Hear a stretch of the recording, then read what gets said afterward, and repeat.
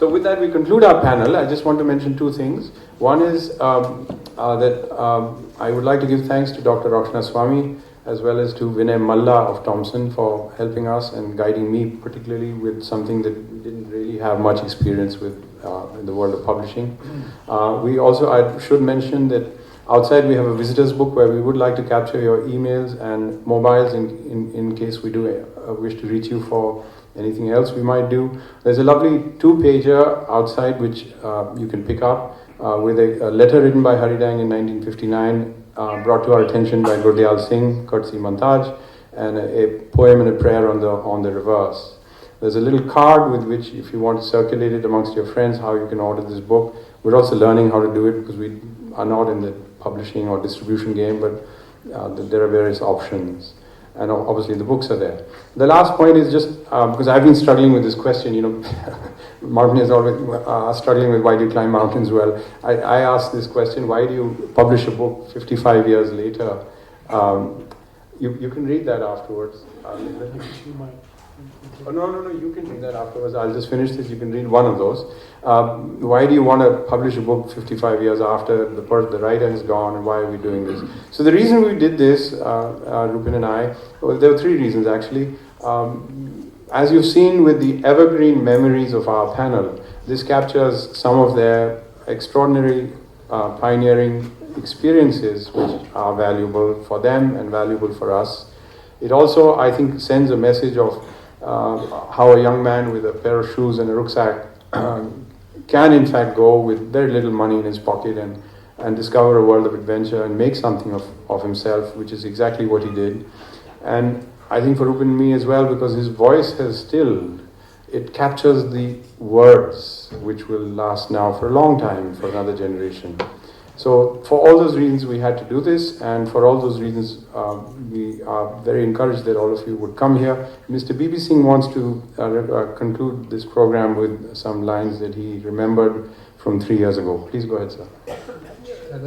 Of course, Captain.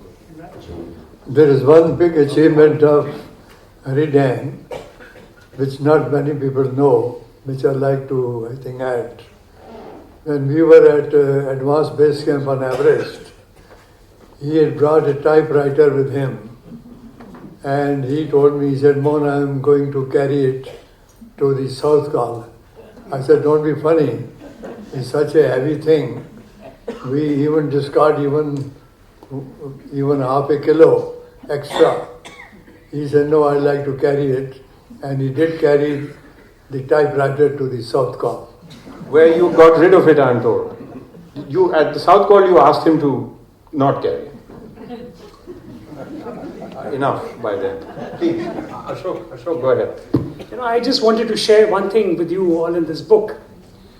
I'm sure you would have heard all of these famous lines, what George Lee Mallory in 1923, when asked this question during his tour of the USA, said that why climb mountains? And he said, because. Why climb Everest? He said, because it is there. Mr. Dang, I don't know whether anyone has gone through this book. If you read that, what he's written here, he says, no, we climb Everest not because it is there or not because the mountains are there. He says, we climb because we are there. He says, we as humans make this possible because mountains are dead in the sense that they don't move. They don't feel. But he said it is the human, it is the human element, it is us, it is humans who actually make this change. So he says mountains are climbed not because they are there, but he says because we are there. And in that I think he's conveyed the undying spirit of adventure in man.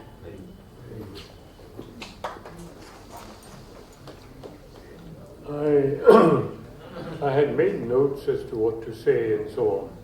And then suddenly somehow tucked away in my books was this bit. And the credit for this goes to these 2 young boys and the Dang family. And I said the credit for this goes to the Dang family. And I just want to read this to you. He was last seen approaching the south face summit ridge as the monsoon clouds parted at 3:20 p.m. on 23rd July 2016. That is his obituary. And then below that it says, "Do not stand here and weep. I am not there, I do not sleep. I am 1,000 winds that blow. I am the diamond glids on snow." This is Hari Dang. That describes him well. Thank you, sir.